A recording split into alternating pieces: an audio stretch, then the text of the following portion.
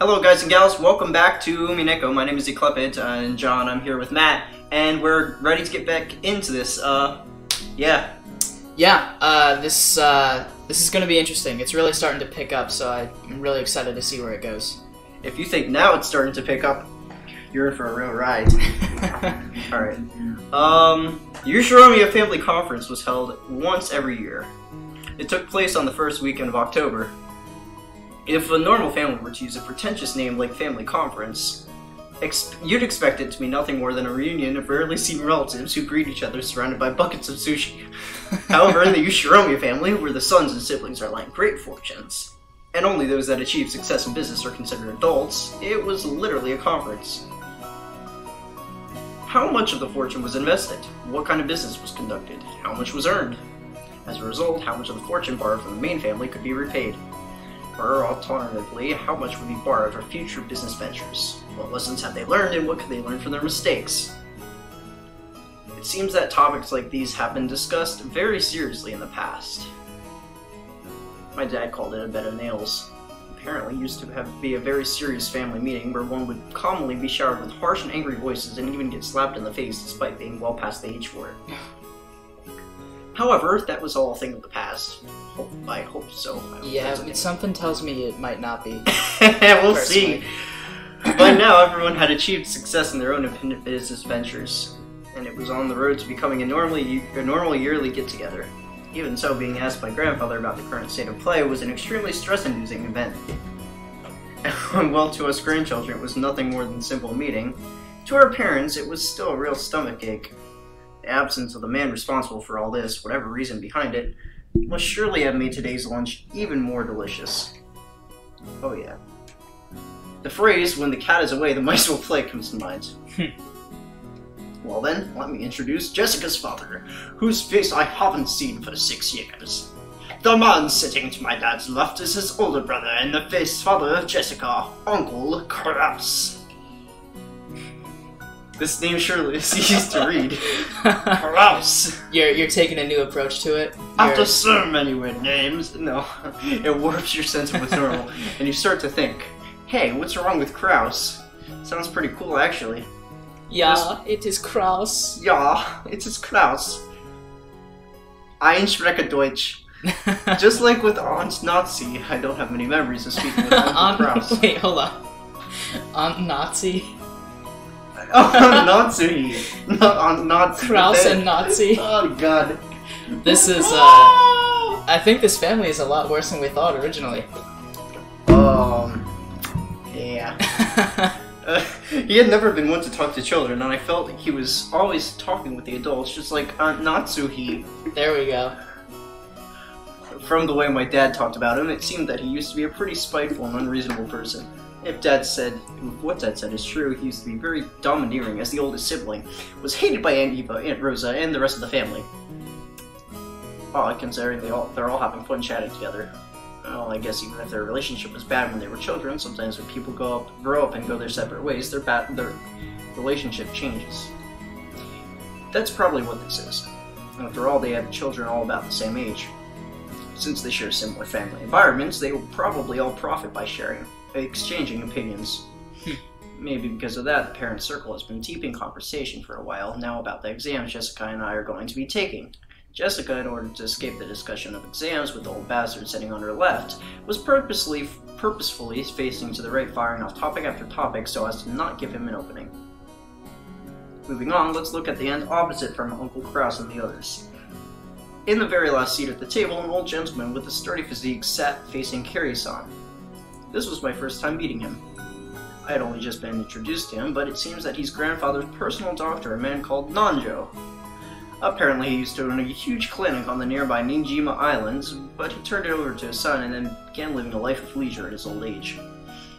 If working for Kinzo is a life of leisure, Lord bless his soul. Yeah, seriously. Working, I mean, like, can you imagine what Genji is going through? I mean, I guess he's used to it at this point, but like, man. Probably more of, oh, Nietzsche! He's known grandfather since the very beginning when the mansion was first constructed on this island, and they have a history of going back several decades. I thought he must be grandfather's companion in his suspicious hobbies, but surprisingly, it seems he's grandfather's chess partner. I see, that kind of hobby does seem very like our grandfather with his love of Western style. You could probably also call him the only person to be able to enter Rokkenjima who is neither a family member nor a servant. From listening on in his conversation with womenfolk sitting near him, he gave the impression of a calm old gentleman. Considering he's managed to put up with their short-tempered grandfather for so long, I'm pretty sure his big heart is nothing to laugh at. 2 hours later, we discover he's a evil mad scientist. No, actually, he is the witch. He's a witch? Yes.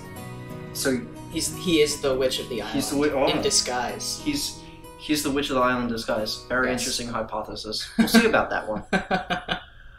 Still, even if he's his doctor, having someone from outside the Ushirome family attending the family conference is a little odd. From that fact, I imagine that grandfather's condition has gotten much worse. It may even be one of the major topics of discussion at the family conference. George Anaki was just saying it too. The past year, grandfather has been continuously pronounced as having very little time left to live. It's awful to talk about, but grandfather is an extremely rich man. At the time of his death, his wealth will suddenly be released along with our parents' stomach acid, surely be leading to some serious ulcers. There's gonna be a scramble for the inheritance, right? Inheritance? I mean, I guess in his will he would leave it all to Kraus. Do you think... Or maybe not all, but most Do you think that's what this family conference is going to be about? Them talking about the inheritance? Greedy idiots talking about their father's inheritance before he's actually dead. Yeah, I mean, it'll probably devolve into that. Might start off business and then go into just a cash grab. You want the inheritance. No, you want the inheritance. No, I want the inheritance. Give it all to me. Basically. You know what Battler wants? He just wants boobs. That's all he wants. Oh my gosh. With this kind of thing, the greater number of ways it must be split, the more trouble it will be caused splitting it. This kind of talk would also probably be included in the family conference. Oh well, it's not like it has anything to do with us children. Finally, even though he's absent, let me introduce our grandfather. The person who should be sitting in that seat of honor is Ushiromiya Kinzo. It really sucks. Kinzo. He gave everyone that's in the family these weird names, but he himself uses one which is conservative as all hell. If only his name were written with the same characters for gold involved, but he let us call him Goldsmith or something. What exactly is that? That'd be totally awesome, dude. As you can probably gather from all the talk about him, he's a frightening person with an extremely short temper. Because I'm just his grandkid and haven't met him since I was in elementary school 6 years ago, I don't remember ever having been beaten by him, but it seems that our parents were raised with an iron fist. That earlier conversation between my dad and Uncle Kraus about who should try to go and convince grandfather to come out seems oddly funny if you take this into account. In order to tell grandfather's story, you have to take yourself all the way back before the Showa era, which is 1926 to 1989, to recount the tale of Ushiromiya family. Until the Meiji and Taisho eras, the Ushiromiya family was great and prosperous. They owned several spinning mills and were very wealthy people who had merely had to fall about laughing when the money rolled in. Now, you're a history major. Yes. Have you studied any of Japanese history? I'm actually literally taking a class on Japanese history right now. Really? Yeah, right now we are in the early shogunate period, so the Kamakura shogunate into the Tokugawa shogunate. We haven't got to the Sengoku Jidai or anything like that yet. But what years are those, the ones you just mentioned? Let's see. So, going from the Heian period into Kamakura, it should be around, starting around 1200, I think. Okay, so we're way further back than this. Yeah. Well, like 700 years back. Mm-hmm. This is like, so the Meiji period, the Meiji Restoration, that's after the civil war between Imperial Japan and the samurai. Gotcha. So. Interesting. Yeah. So we're in the Showa area now. Mm-hmm. Alright, where are we? How do we get out of here? There's also divisions within the Showa era, but I forget what they are. Because there's also, like, a period post-1945 to 1989 that's like a sub-period of the Showa era. So. But I can't recall it off the top of my head. Yeah. Did I read this already? I think I did. Yes. Okay, cool. Incidentally, grandfather, as a member of a branch family, originally had nothing to do with the main family. Distantly separated from the head's inheritance, he apparently had very little involvement with the head house, and then everybody died. No. However, during the Great Kanto earthquake in 1923, the mansion owned by the Ushiroma main family in Odawara was flattened. The spinning mills in Tokyo were all burned down in a huge fire, and the Ushiroma family lost most of its wealth. The family members and innocent. I guess everybody did die. It then became a matter of who would become the heir to the main family, and as it turned out, none were left except for Kinzo, who was as far removed from the main family line as they come. Kinzo himself later said that it was such good luck, as it was though fate itself had been turned upside down. With that, grandfather's ordinary life did a 180. He was entrusted with reviving the wealth that the dying Ushiroma family had almost completely lost. Of course, just because you suddenly dump a task on someone doesn't mean that they can do squat to accomplish it. I doubt the people around him were expecting much. But this is where grandfather began to display his extraordinarily good talent and good luck. Good luck. Grandfather used all of the family funds and everything from the hair on his head to his toenails as collateral to borrow a massive amount of money, created a gigantic supply of funds, and immediately started a business. It was like tumbling down a hill on a bike without any brakes, and then jumping onto a neighboring bike and then another one, just like some crazy street performance. Probably anyone would have thought that grandfather had no business ability. But with an unbelievable amount of good luck and miracles, with coincidences piling up and every chance being taken advantage of, before anyone knew it, he had forged powerful connections with the Allied forces. At that time, MacArthur and GHQ were in charge of Japan. Grandfather, in the twinkle of an eye, began succeeding in business under the protection of the occupying forces, quickly becoming very rich. At this point, it was no longer luck, but information that won the day. He must have had some seriously thick connections with the occupying forces. Grandfather knew about emergency demands that would be made for the Korean War before they had happened. No, more than that, he must have foreseen these very special procurements and started penetrating those markets from the very beginning. History textbooks say that all Japan made a large profit off the emergency demands for the Korean War, but that wasn't the case in reality. Only a very limited number of the super rich played the money game and made an easy profit. Most of the citizens were made poor. In other words, grandfather was an extremely lucky member of this group of winners. This all happened during the year 1950, I think. And since the year of the Great Kanto earthquake was 1923, that means that grandfather was able to revive the near-dead Ushiroma family to a level even higher than it had been before in the span of only 20 to 30 years. It's impressive.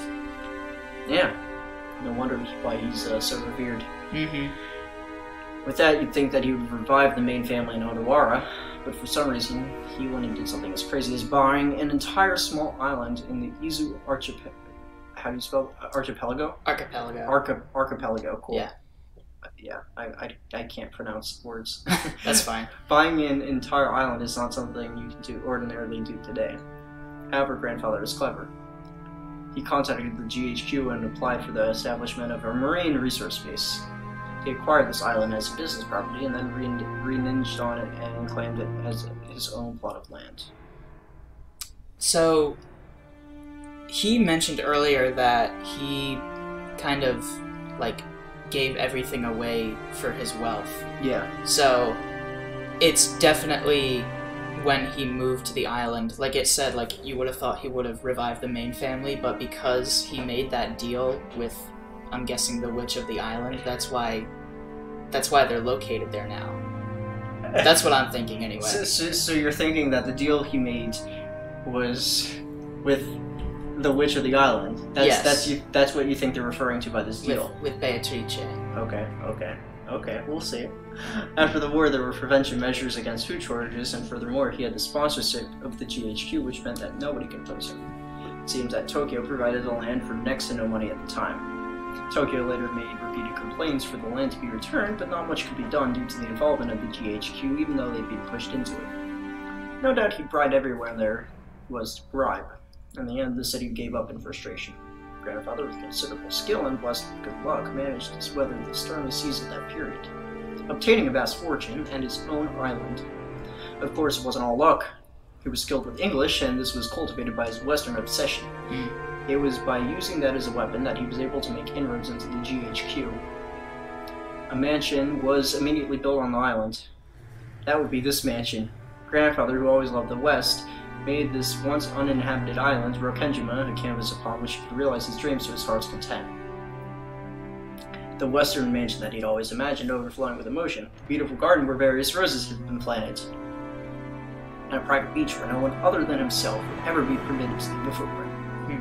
To have this much would be every man's dream. After that, making good use of his huge fortune, he became a large stockholder in the extremely stable iron and steel industry and was able to live an easy, comfortable life just using the dividends. Well, he's just that incredible. The kind of person normally gets portrayed after the fact as having the ability to foresee and predict the future or something. But grandfather denies all of that, repeatedly saying that he was simply blessed with extraordinary luck. Anyway, even a lord like that, with all his dreams made real, can't help but grow increasingly odd when locked up alone on an island. Everyone knows he's been obsessed with the West for a very long time, but none of our parents really knows when his bizarre black magic hobby began. Perhaps his love of black magic began way back when he became fascinated with the West.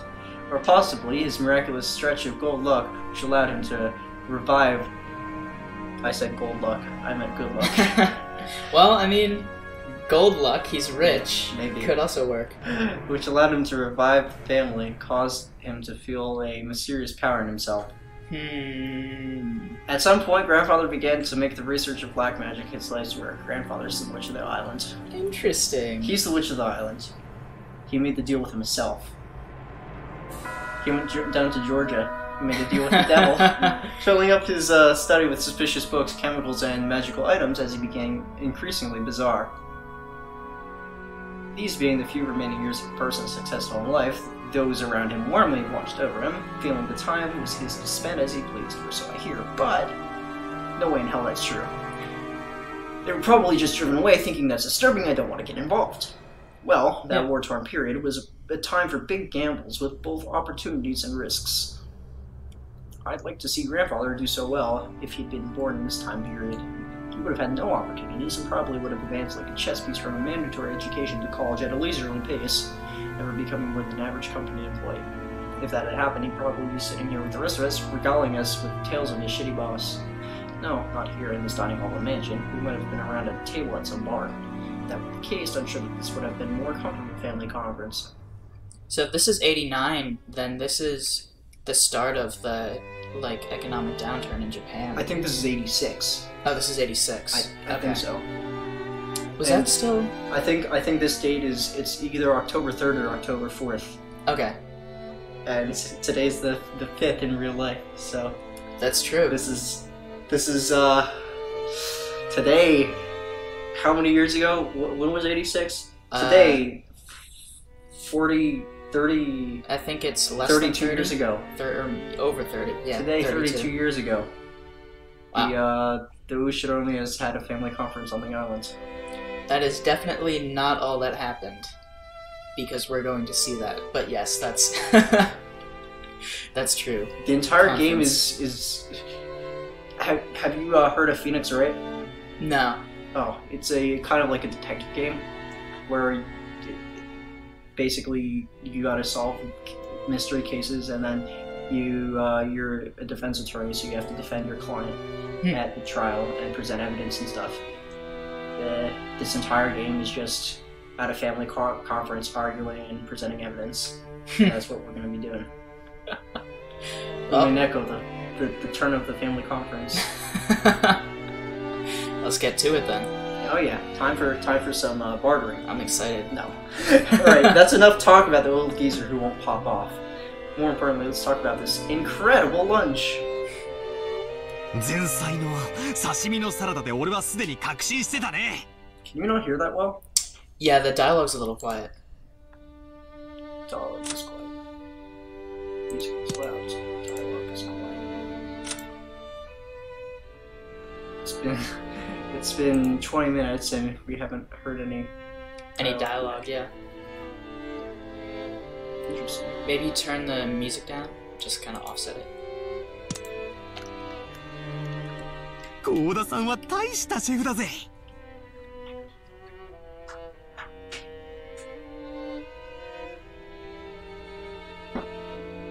しかも魚は近海で取れたやつだろ。It's I'm gonna pause this just for a second. Yeah, go ahead. And we'll be right back. Alright, we fixed our audio issues. It wasn't on your end. You could hear it fine, but it was an issue with our connector with the aux cable. スーパーの刺身とはわけが違ったぜ。 That's a lot better. Yeah. Now I can turn this down. Mm-hmm. おいおいよせよバトラー。育ちがバレちまうだろうが。 Everyone let out a big laugh. Damn it.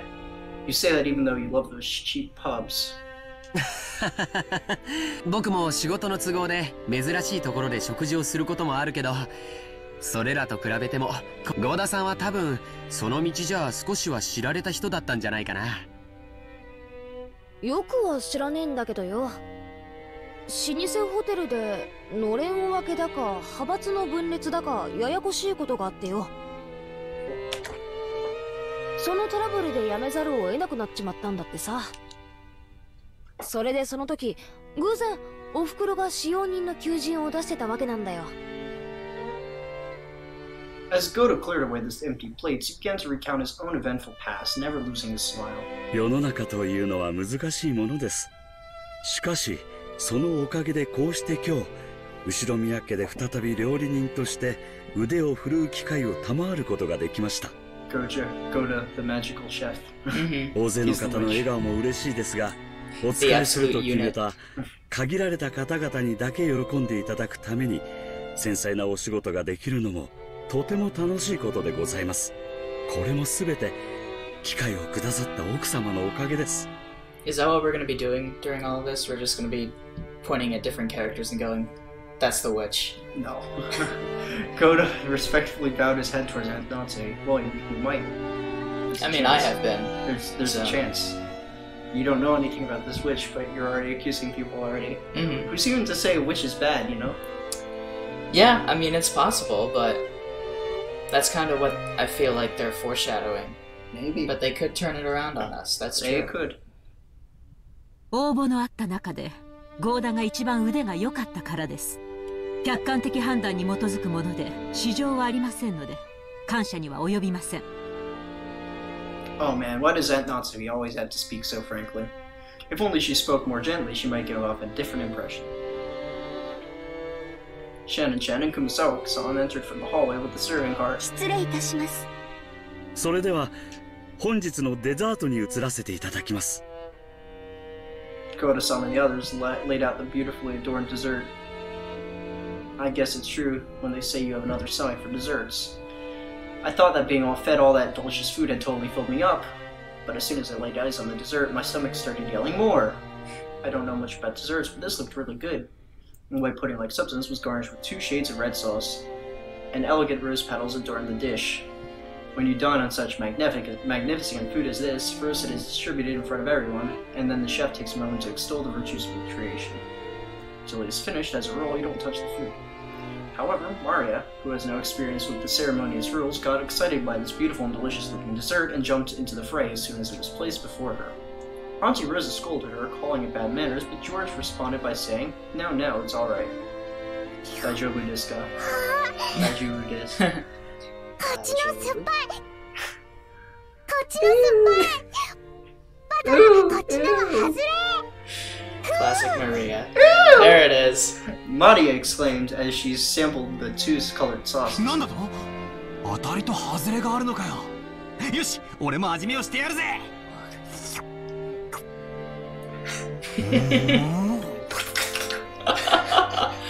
Oh, that's kind of gross. Apparently the 2 sauces were one sweet and one sour. Despite it being bad manners, I also stuck my little finger in and licked it. Whoa, one of them was sour enough to make you pucker up. If it were yellow, I have suspected lemon, but I couldn't guess what kind of sourness would be red. Blood. I decided to ask Shannon, who was putting away the serving cart behind us. シャノンちゃん、この酸っぱいのは何のソースだい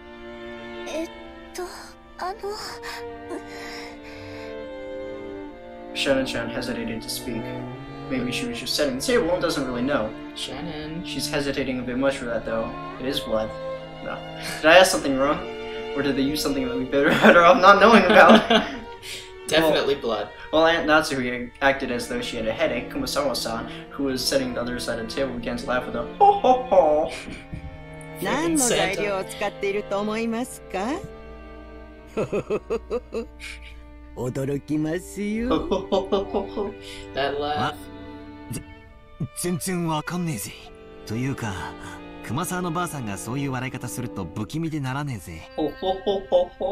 で、何なんだよ、正体は。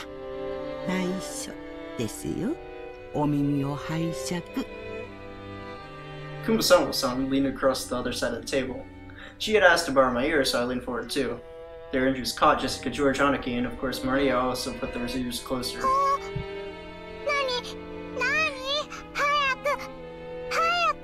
この酸っぱいのはですね、実はお魚のサバの絞り汁ですよ。サバ Don't be ridiculous, we all thought horrified. Only Maria accepted it, nodding with an uh-huh. ほー、サバは酸っぱいよ。絞ったらこうなる。 Wow. When Maria started clamoring that mackerel were sour, the adults were unable to hold in their laughter. 酸っぱいのはしめ鯖でしょ。 Auntie Rosa said to Maria in a small voice while turning red. Ah, now I remember perfectly. Kumasawa-san was always this kind of a character, wasn't she? I think I remember her tricking me about all kinds of things when I was young as well. Amongst all of them, the most painful might have been that one. That flimsy black stuff you get in Chinese food. Kikuragi mushrooms. She told me it was penguin meat, and I went all around school like a smartass telling everyone, didn't I? 熊沢のばあちゃん、相変わらずだな。I wanna punch you! マリアが信じちゃうだろ。冗談ですよ。今からゴーダさんがソースの正体を教えてくれ We're ま really す gonna から annoy people ね。 mocking people's laughs. Yeah. I gotta stop that. It's just so, like, characteristic of each of them, though. Like, Battler has his that thing. Yeah. Kumasawa has ho ho ho ho. Yeah. Goda-san looked a little put out from having this masterpiece laughed at in such a strange way, but after clearing his throat once, he'd introduce the dessert to us. それではデザートのご説明をさせていただきます。本日はご来賓の皆様が大層お気に入りでございましたバラの庭園にちなみまして、パンナコッタをローズガーデン風に仕上げてみました。 I have no idea. Let me look it up. Sounds Italian. It does sound Italian. Panna cotta. Panna cotta. Panna cotta is... It's like Italian dessert, a sweetened cream thickened with gelatin and molded. Looks good. Kind of looks like cheesecake. Yeah. Interesting. チラシでございますバラの花びらは当家の庭園より先ほど採取してきたものでございます。ソースはストロベリーとローズヒップの2色の赤をご用意しました。ストロベリーの甘味とローズヒップの酸味を交互にお楽しみになってください。なお花びらは観賞用となっておりますので、避けてからお召し上がりくださいませ。それではどうぞお楽しみください。 Ah, man, I almost want to applaud before I've eaten it. It's like when you take medicine, you know how it seems to work better when you've read the instructions. Thanks to Goda-san elaborating on the details of this dessert, I feel like he's knocked it up another notch. Seriously, you should call him meticulous or just Seriously, should you call him meticulous or just talented? The dessert was probably planned from the beginning, but he took a cue from stopping in front of the rose garden earlier today, and displayed an incredibly timely awareness of the season by just adding a few rose petals from that garden. This combination of sweet and sour is also exquisite. If it was just sweet, you'd just get used to it and become bored halfway through, but by bringing the sour sauce at that point, you give it a really vivid taste. And then, once you return to the sweet sauce, all the sourness in your mouth is replaced with an enjoyable sweetness again. I'm sure everyone else felt the same way. Every time Goda-san passed by one of the seats, someone praised the taste in his creation. We're going into a lot of discussion about food. Yeah. いかがですか、奥様。 This game does have a lot of info dumps. You know, like the term info dump, right? Yeah. But I must warn you, they do go into some food info dumps, and it's somewhat pointless, but it's interesting to hear that. You know, it builds the plot. Yeah. Not the plot. The food. Damn it. The world. The world. Builds the world. It builds the world with glorious food. 相変わらず見事です。お客様をおもてなしするに値します。恐れ入ります。奥様、ご存知ですか？ローズヒップには頭痛に効く効果もあるそうですよ。奥様に特にお気に入りいただけるかと思い、特別にご用意させていただきました。そう、ありがとう。ほら言ったでしょ、夏日姉さん。ローズヒップは頭痛に効くって。みたいね。聞くといいんだけど。合田さん、あんたには惚れるでなあ。後であんたの待遇を聞かせてや。無理ならあんたの欲しい年収指立ててくれるだけでもええやで。あんたの腕がこの島だけで独占されとるのは人類の食文化に対する冒涜や。その腕わしの会社で振るってお客の皆さんを喜ばせてみる気はないかのう。秀吉さん、うちの合田を引き抜かれるのですか？これは困った。合田の待遇をもっと良くしないと引き抜かれてしまいそうだ。そうした方がいいわね。じゃないと引き抜かれて3食が熊沢さんのサバ料理にされちゃうわよ。これは手厳しゅうございます。すっかり根に持たれてしまいまして。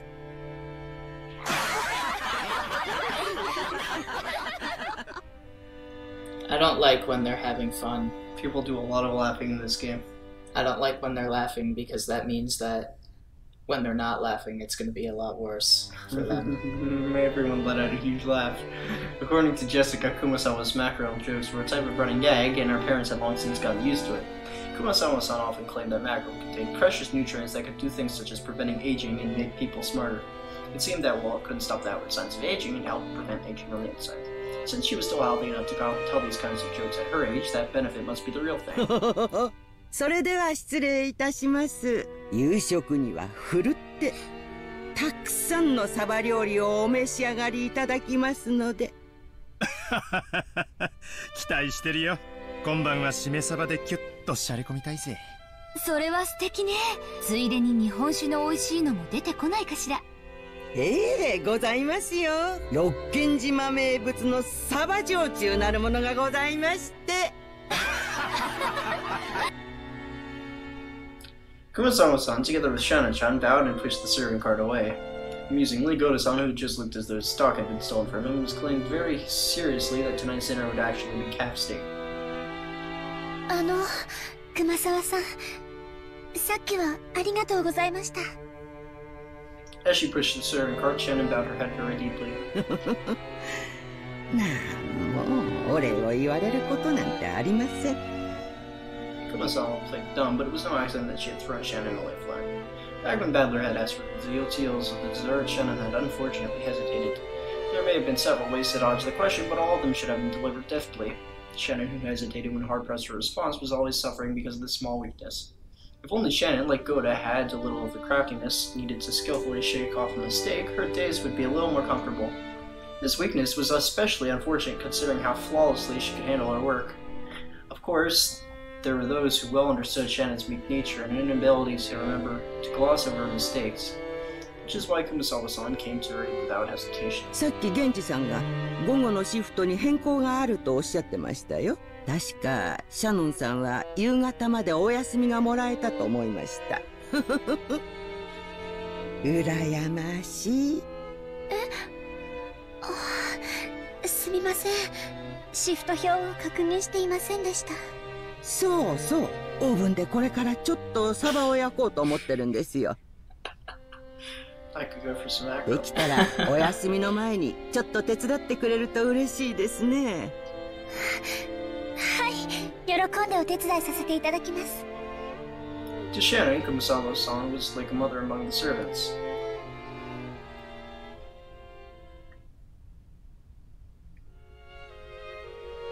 The dining hall needed to be cleaned up, so we were chased out. Instead, tea would be served in the parlor. It seemed that they would be preparing the black tea that Auntie Rosa had brought for Aunt Natsui. Maria insisted that she also wanted to drink the black tea, but was rejected by the old pastor who told her and the rest of the kids to go play outside. バトラ君、みんなで表に散歩に行かないかい？バラでも見に行ったらええ。でも天気には十分注意するんやで。空はまだ明るいが、天気予報は降る降ると繰り返しちょる。海がいい。あら素敵じゃない。砂浜で遊ぶなんて普段はなかなかできないものね。そっか。よし、じゃあみんなで浜辺でも行こうぜ。行こう。マリア、服を濡らさないようにするのよ。靴もよ。濡らさない。You know what that means? 素直で可愛い。What? It's time for a beach episode. Oh no. バトラ君、 Not this マリ soon. アちゃんの面倒ちゃんと見てあげてね。おうよ、任せろ。おう、お前もキリエに頼まれると素直で可愛いじゃねえか。たまには俺の言うことも素直に聞いてみろよ。へっ、まっぴらごめんだぜ。行こうぜみんな。ほらほら。 The children flew out of the parlor. They were replaced by Genji, who pushed the serving cart in and prepared the black tea. The parlor was filled with a sublime aroma which entertained everyone while they waited to appease their thirst. ルドルフのところは家族仲がいいじゃないか。良いことだ。よせよ。兄貴のところには負けるぜ。そうよ、ジェシカちゃん本当に可愛らしく育ったじゃない。これも夏日姉さんの教育の賜物ね。どうも。 Natsume answered coldly. With that, the conversation halted and the parlor became silent. Possibly because he couldn't stand it anymore, Hideyoshi broke the silence while performing an exaggerated gesture. しかし成長は早いもんやで。いつまでも子供だと思っとったが、図体はみるみるでかくなり、いつの間にか大人の仲間入りや。バトラ君なんか見違えたで。体は大きくなりましたけどまだ子供です。うちの主人も未だに子供ですけれど。子供と大人の境ってどこなのかしらね。私未だに大人になったって自覚が持てない。情けないじゃないか。Yeah, screw you, Rosa. 一児の母の言うことではない。そうね、私たちももう子供じゃない、大人同士よ。だから感情的にならず知的な会話をしたいわね。 Okay, but like adults are also emotional, so I don't know what she's getting at. When Ava smiled with sharp sarcasm, everything seemed to get more tense. It felt like the smell of tea that had been prepared so carefully just flew out the window. 知的な会話なら昔からいつも心がけているじゃないか。お前の嫌味は時に的を外している。昔から変わらない。昔からいつもです。あらあら、その言葉をきれいに放送して何十年か前のこの部屋に届けてあげたいわね。ねえローザ。Rosa smiled with a vague expression. Whether she agreed or disagreed, she knew that she would earn the displeasure of either her brother or sister. It was a bit of worldly wisdom she had needed to learn as the youngest sibling. よせよ姉貴、ガキどもがいない間に本題に入ろうじゃねえか。それこそ知的な話よ。As Rudolph glanced over the faces of all present, some let a slight sigh and some let a small look of resignation across their face. This was the unavoidable true agenda. 去年の時点で余命3ヶ月だったんだ。ってことは、すでにマイナス9ヶ月ってことじゃねえか。Okay, the music just got, いつお迎えが慌ててすっ飛んでくるかもわからねえ状態ってことだぜ。当主様は今でも健在でおられます。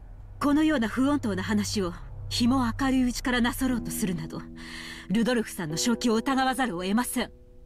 だがな夏日さん、こういうしょっぱい話はいざことがあってからじゃ遅いんや。今が元気だからこそ余裕あるうちにしとくもんなんやで。これも財産のエチケットみたいなもんや。諸君の関心は親父殿のようじゃないか。南條先生、あなたから説明してくださいませんか。彼らもそれをお望みらしい。Nanju, standing by the window and staring out at the rose garden, let out a single cough when he realized that he was being called. 南條先生、お父様の具合はどんな感じなんですか？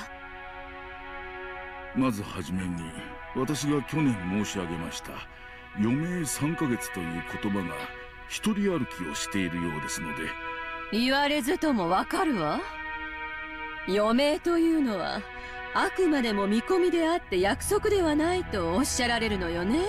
さようです。ですから皆さんからたびたびお尋ねを受けますが、人の命は体と心に支えられております。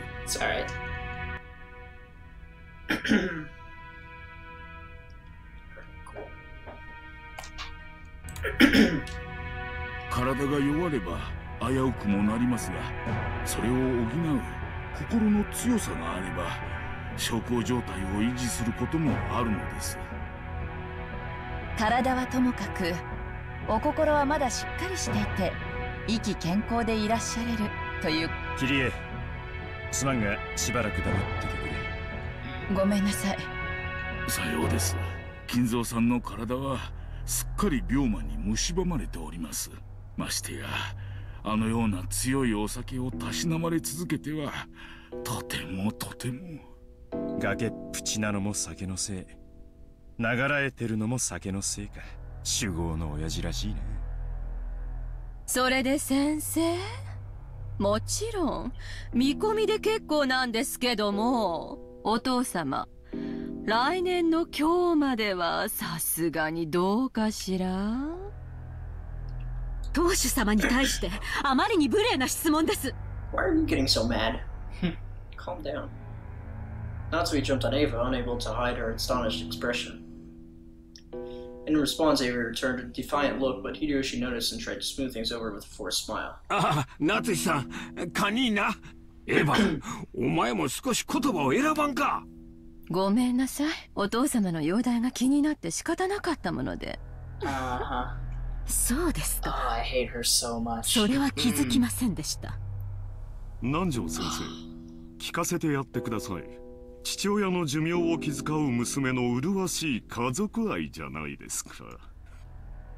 Kraus laughed sarcastically, and Ava, smiling sweetly, returned an identical chuckle. 来年までお元気かという質問ですが、医者の私としてはとても難しい。この小康状態がまだしばらくは続くようにも思いますし、何らかの発作が来ればその時にはどうしようもないかもしれません。何しろ六軒島は孤島です。すぐに救急車が飛んでこれるわけではありません。本来ならば本土のしかるべき大病院に入院していただきたいところなのですが、親父殿は高尚な研究を中断されたくないと仰せだ。去年無理に連れ出そうとしたのがあだになったらしい。外へ出れば病院に閉じ込められてしまうのではないかとひどくお疑いになられていてな。すっかりこのざまなのだよ。南條先生の診察は受けておられるの？親父殿は南條先生には心を許しておられる。機嫌が良ければ診察も受けられるようだがね。容体を見はするが、薬を勧めようとも入院を勧めようとも本当に見るだけですがな。お医者嫌いの方もおるもんや。しかし困ったもんだのう。Nanjo sighed deeply. The purpose of an examination was to determine what medical treatment was appropriate. Receiving an examination and then not following the advice given made the whole thing pointless. つまりおさらいすると、相変わらず余命は3ヶ月。禁止のまま。あとどれだけ流らえるか見当もつかねえってことだ。ルドルフさん、言葉を少し慎まれてはいかがですか？ああ、すまんね。昔からこういう口の利き方なんだ。勘弁してくれ。南條先生のご意見は分かりました。クラウス兄さんから見てどうなの？実を言うと南條先生とは異なる意見だね。とても余命3ヶ月の重病人とは思えないというのが本心だ。怒鳴り声は相変わらず健在で、いつぶん殴られるかとヒヤヒヤしっぱなしだよ。長男にだけ親父の世話を押し付けるのは実にフェアではないね。来世。さて話を戻そうぜ。そんなわけで公正中立なお医者の先生の見解じゃ、いつお隠れになっちまってもおかしくない状態だ。兄貴には悪いが、ここは専門家の意見を採用させてもらうぜ。となりゃ決して親父の財産を話し合うことは時期尚早ではないってことさ。お父様の個人資産はおそらく数百億にも届くでしょうね。でもそれは綺麗な現金で揃ってるわけじゃないわ。お誕生会のケーキみたいに綺麗にナイフが入ってカットできるほど単純じゃないでしょ。姉貴の例えは面白いな。そうさ。ケーキの上にはイチゴやらチョコの家やらが乗ってて、綺麗に等分するのが難しいことだってあるだろう。それを加味してどういう風にナイフを入れるのか先に相談しておくのは大切なことだと思うぜ。What are we sticking the knife in again? Father? I don't think. I know. I'm joking, but that's kind of what it sounds like, though. They want to stick the knife into Kinzo. They're trying to stick the knife into their inheritance, Yeah. but it sounds like they also want to kill their father. それを当主様が存命のうちからさも他界なされたかのように声高に議論される皆さんの気が知れません。あら、必要な話よ。だって遺産相続はその時点で直ちに行われなきゃならないものよ。ましてや栄光ある後宮家の財産は莫大。事前に入念な相談が必要なことはお分かりでしょうが、当家の資産はあなたのご実家とは大違いなんだから。失礼な。私の実家は関係ありません。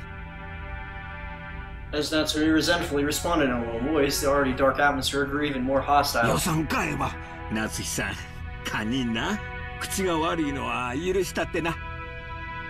Hideyoshi tried to smooth things over by glancing at both with a forced smile, but only resulted in making the hostility between Eva and Natsuri even more intense. これ以上はお邪魔なようですな。失礼させていただきましょう。Tanjiro rose from his seat and exited the parlor. He's like, I'm done. I am out of here. Get me out of here. This may have well been a normal act of courtesy expected of an outsider, but even so, his back was watched by several glances envious of his ability to escape. After the doctor had exited, and his footsteps as it disappeared in the distance, crowds across his legs. つまり、お前たちの言い分はこうかね。親父殿の余命は短い。遺産分配について早急かつ具体的な協議に入りたい。何を焦っているのかね。確かにお前たちの言う通り、後宮家の財産を算定し分配するのは簡単なことではないだろう。なれば、じっくりと算定すべきじゃないのかね。お前たちは今晩のうちにもケーキを切り分けたいと焦っているように見える。そうだろう？ローズ、何を焦ることがあるのかね。焦ってるわけじゃない。でも兄弟の間での取り決めは必要。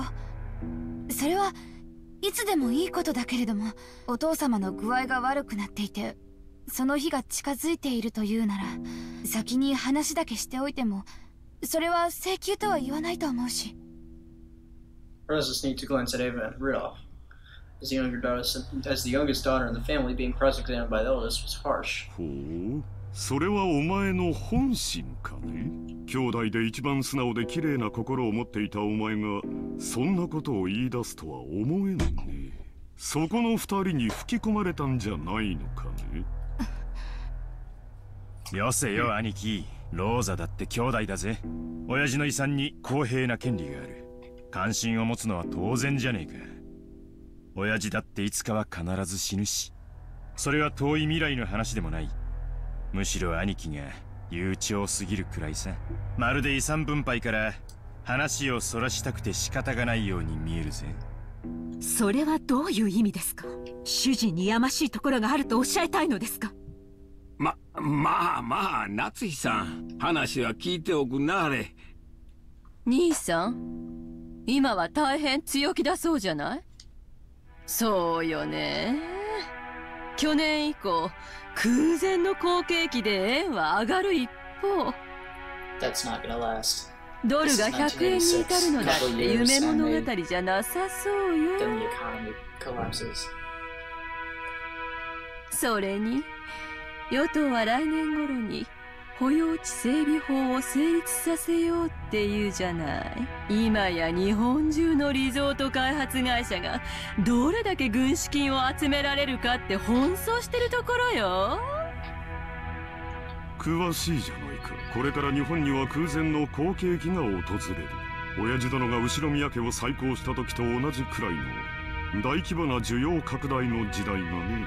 日本国民は死に物狂いで働き、高度経済成長を実現して世界で一番豊かな国民となり、我が世の春を謳歌するようになった。国民の消費は増大し、それを回収できる施設があぶく銭を手にする時代になったのだ。今や国民のニーズは3種の電化製品ではない。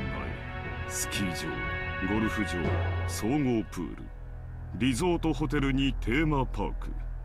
数年前に開業したデルゼニーランドには行ったか。素晴らしい遊園地じゃないか。あそこでは大人も童心に帰り家族で楽しむことができるんだ。I love Disneyland. I love when they do that. They do か like つて家族を顧 McDonald's みず and に like 熱し奉公することだ McDonald's けが美徳だった時代はもはや終わろうとしている。 so they don't get sued. 我々は世界で一番豊かな国民としてようやくそれを享受できるようになったのだよ。クラウス兄さんの読みは大したもんや。わしも数年前に聞いた時はそんなアホなと思ったわ。でもな、G5 のプラザ合意聞いてから変わったんや。円はみるみる強くなり、地価はこれから天井知らずに上がるやろ。日本が世界経済の中心になる日も遠くはない。兄さんは時代を見る目のあるお人や。それだけは間違いないで。秀吉兄さんに同じだ。兄貴は10年越しで時代を読めてるよ。その嗅覚は親父譲りだろうな。大したもんだぜ。だが親父と違ってちょいと見通しのタイミングを読み違っちまったところはあるよな。兄さんは必ず日本が好景気を迎えると信じてあちこちにリゾート計画を起こし、そのほとんどで失敗し続けたわ。兄さんの読み通りの時代は確かに訪れつつあるけど、その時期を読むことには失敗したわね。早すぎたのよ。そして焦って清算して結局は傷口を広げたわ。本当に嗅覚が当てになって好景気が訪れることを読めていたなら清算するわけない。これって兄さんが自分で自分の才能を信じてない証拠じゃないの？失礼な。主人を侮辱するつもりですかNatsuki swore at Cruz as she rose from the sofa. Eva, paying no heed, stared at Kraus with a confident smile. Kraus, who also maintained his confident appearance, told Natsuki to sit down. よさないか、夏日。昔からこういう言い方しかできないやつだ。少し落ち着きなさい。また頭痛に触る。兄さんに才能がない証拠は私たちのすぐ近くにもあるわよ。だって兄さん、この島をリゾート化するって張り切ってたじゃない？素敵なリゾートホテルも建てて、庭園もきれいに整備して、私は素人だから分かりかねるけど、相当のお金を使ったんでしょう。だから何だというのですか？主人の事業はあなたとは関係ありません。She's real mad. いや、そいつは違うぜ、夏日さん。ロッケン島は兄貴のものじゃない。親父のものだ。もちろん建てたホテルは兄貴のものだぜ。なんなら俺たちは今夜の宿泊料を払ってやってもいいさ。な、ローザ。それはまあ持ち合わせで足りるなら。リゾート化できればこの島の資産価値は上がる。支出がかさんだことは事実だが、未来に大きな収穫を期待できる。そうなれば結果的にお前たちにとっても有益なはずじゃないか。それはわかるわよ。この島の価値が上がれば、それを遺産分配する時の私たちの取り分も増えるもの。もちろん島や屋敷を4分の1ずつ切り取れとは言わないわ。それを算定したお金で解決してくれればいいだけの話よ。そこまで分かっているなら、私の事業に何の不満があるんだね。不満じゃねえさ。不安なのさ。第一兄貴、あのホテルいつになったら開業するんだ？このままじゃ俺たちの手垢だらけになっちまうぜ。そうよ。大切な商売道具でしょ。確かに開業するまでずっと鍵をかけておくわけにもいかないわよね。少しは使って風通しを良くしないと建物は傷んじゃうもの。でも私たちが年に一度泊まるだけのゲストハウスって言うんじゃちょっと豪勢すぎやしないかしらねえローザ。そうね。あんなに素敵ならオープンしたらさぞや人気が出るでしょうね。ああ、あなたが前に言ってたホテルってゲストハウスのことだったのね。立派なもんだろ。 It's a small hotel. Yeah. ローザの言う通り、オープンできたら人気が出るだろうよ。The lodging they'd been guided to had not been constructed with the intent of building a guest house. It was originally constructed as a resort hotel. However, even though it had been completed 2 years ago, there was absolutely no schedule for it to be opened. 兄さんのいつもの事業と同じよ。着目や企画はご立派。そしていつも途中で立ち行かなくなって何も回収できずに終わる。この島をただ住むだけにしか使わないのはもったいないって兄貴の着眼は立派さ。そしてリゾート化してマリンスポーツやらフィッシングやらハネムーンやらを誘致して盛り上げようってのはなかなかいい絵だったと思うぜ。俺だって長男だったならこの島を何かに有効利用できないかと頭をひねったに違いないさ。でももう出来上がってから2年も経つのよ。2年経って未だに開業のめどはつかないの？任せてる管理会社はどこ？失敬な。それは主人の手落ちではありません。主人の仕事を請け負う会社間でトラブルが生じているだけで、うちはあくまでも被害者です。しかしな、クラウス兄さんが任せてる例のとこあまり噂は聞かんで。はっきり言ってあげなさいよ。不払い横領トラブルで計画が空中分解しちゃったって話、私たちの耳に届かないとでも思ってる？裏も取れてるんだから。何の裏だか存じませんが、事実無根です。観光業への新規参入には方々への根回しが必要になります。相手が信用に足りるかを測ることも大事です。それに手間取っているだけに過ぎません。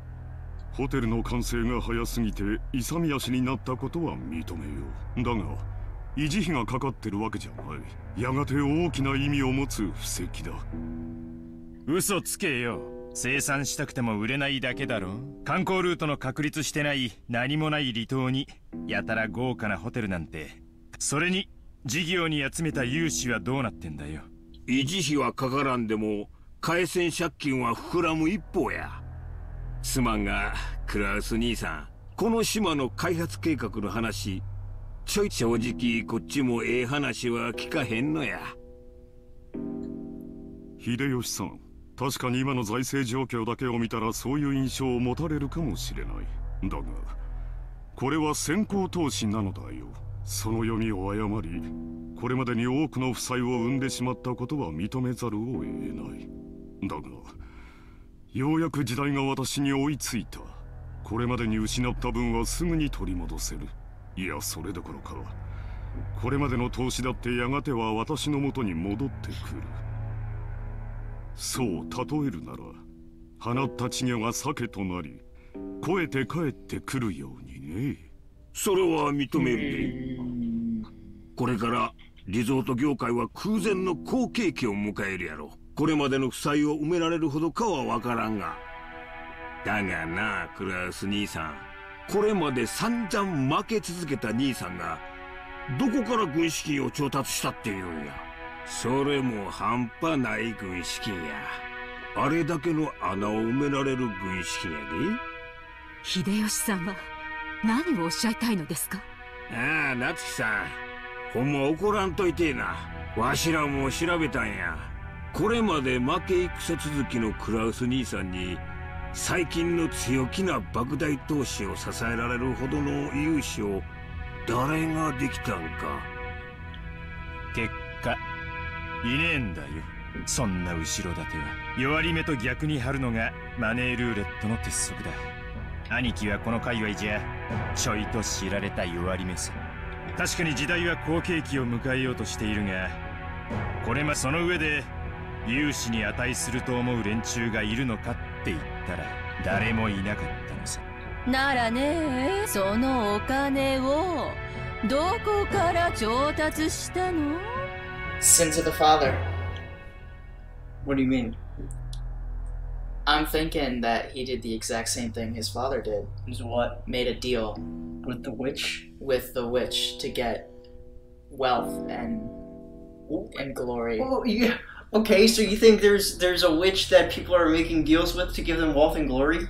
That's the gist that I'm getting from it. I mean, we heard Kinzo talk about how he basically gave up his soul for riches, but then he said I would give everything I have away just to see her again. Okay, so you believe there's a witch that can magically give people money? Sure, why not? We're not gonna close any doors here. We're not gonna close any doors here? No. Okay. I guess we'll keep the door with the witch that does magical things open. We better. ってことになるのよ。ほう、興味深い話じゃないか。それで？あなた、このような暴言をいつまで放置されるつもりですか？座れよ、夏日さん。単刀直入に言おう。兄貴は親父の個人資産を自分の事業に流用してる。This is a more likely scenario than some witch magically popping money out of her ass. これはほぼ間違いねえ。これが俺たちの誤解だってんなら、どうかぜひそれを解いてもらいたいもんさ。ルドルフ、流用なんてもんじゃないわよ。これは横領よ。刑事告発できる立派な犯罪なんだから。無礼極まりない。仮にも後宮本家跡継ぎの後宮クラウスに向かって暴言じゃないわよ。図星でしょ。なんとか事業を成功させてこれまでの損失を埋めたいんだけど、その穴は広がっていく一方、博打の穴をさらに大きく張った博打で埋めたいだけよ。その軍資金がすぐ近くにあったなら手をつけるのは道理。はっきり言うわ。兄さんがしているのは横領よ。お父様に対する裏切りよ。しかるべき決着がついた後には司法に委ねることになるでしょうね。そんな輩に後宮本家跡継ぎを名乗らせるとお思い？言うにこと書いて、当主様への裏切りとは聞き捨てがたい。この栄光ある後宮家の敷居をまたぐ資格はもはやあなたにはありません。即刻ここを出て行きなさい。さあ。Oh damn. ほら。Natsui had already reached the limits of her anger, shouted at Ava in rage. She then pointed alternately at Ava in the hallway, indicating that she should leave. Ava took out a folding fan and fanned herself with Ava, glaring maliciously at Natsui, as though silently daring her to repeat what she had said. However, her mouth was still smiling, curved in the shape of a crescent moon. In that unpleasant silence, Ruza gulped. ねえ、夏日姉さん。誰に向かってそんな口をお聞きなの？無礼極まりない主人の妹に対してです。これ以上は私も本家の台所を預かる者として聞き捨てなりません。台所を預かる？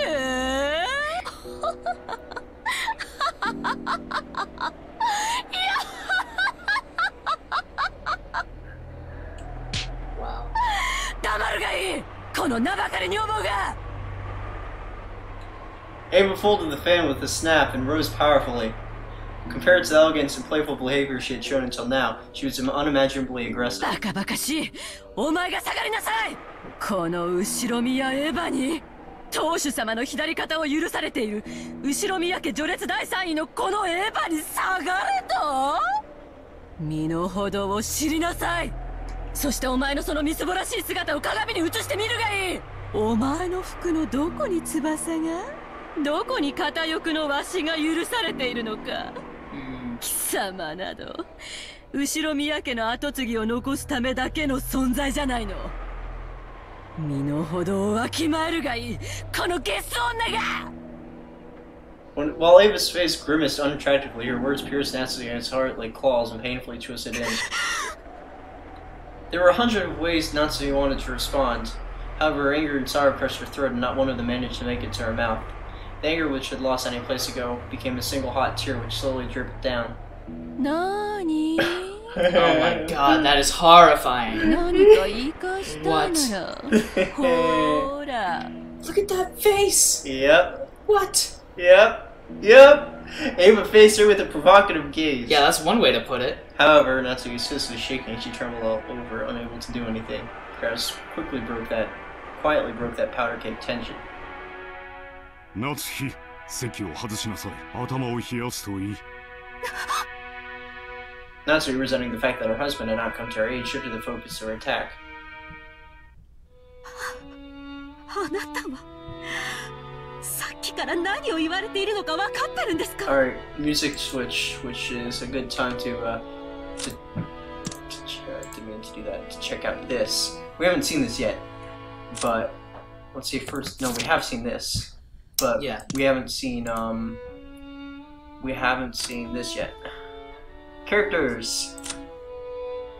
We have all these characters that we never went through before. Nice. So, Ushiromi Kinzo, the aged head of the Ushiromi family, brimming with energy, despite being pronounced to have only a short time left to live, amassed a great fortune, but has never made any announcement about his inheritance, which worries his children. Strongly influenced by the West and a rabid fan of the occult, his studies packed with mysterious grimoires. Kraus, first child, leads the family conference as the eldest of the older siblings, suspects that he plans to put an entire family fortune for himself. Results have been harshly criticized. But yeah, these are just... Those are all the servants and... Did you want to go through all of these? No, I don't think we have to. Yeah, because we already read a lot of these. Yeah. Yeah. That is neat, though. Did the original have that? Yeah, the original did have that. Okay. And every time a character was introduced, a sound popped up, which meant that the character was available in the character list, but I was too lazy to actually go check these out. Cool. この人たちは言うにこと書いて、あなたのことをお父様への裏切り者呼ばわりしているんです。私たちが後宮家の栄光を守り、お父様からそれを受け継ぐため、日々高潔であろうとするすべての努力をないがしろにして踏みにじる。なんという聞きがたい暴言。あなたもあなたです。どうして言い返さないんですか？あなたが言い返さないから私が言い返しているのに、さっきからあなたは私に任せっきりで、その私に頭を冷やして来いなんて言うんですか？いつも私ばかり。私はいつも真剣にこの家のことを考えているのに、それはあなたは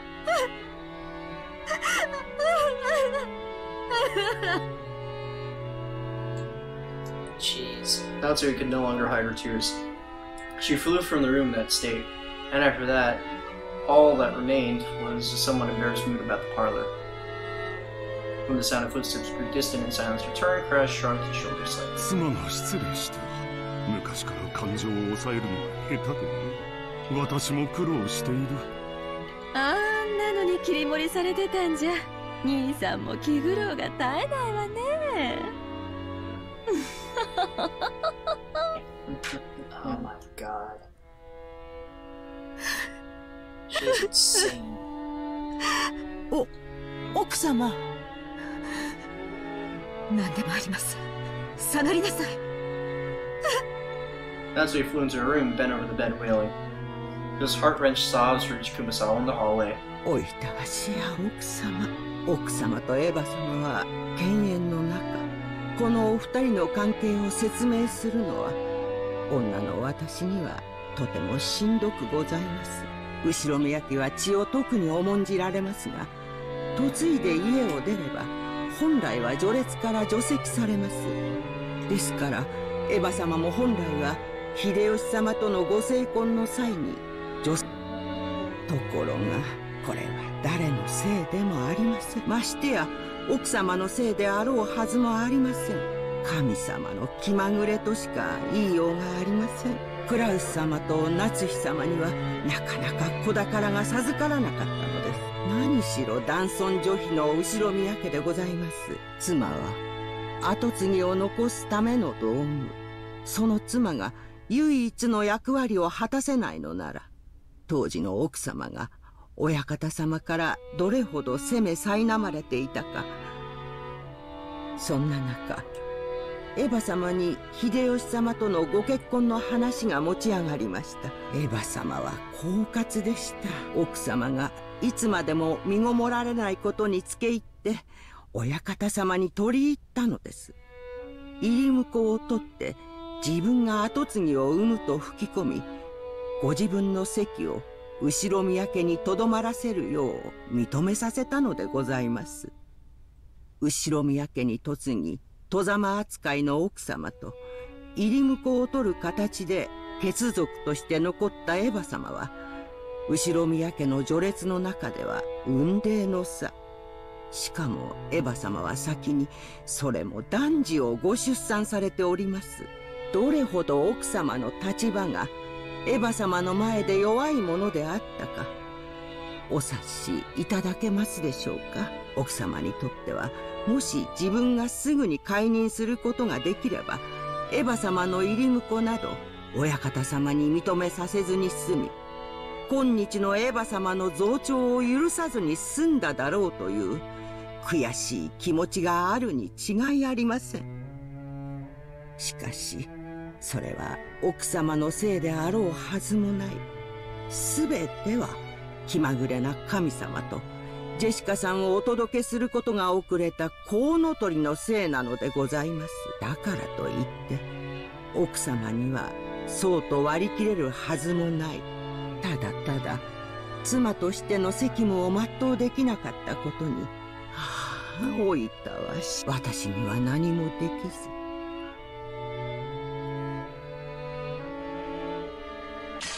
And there it is.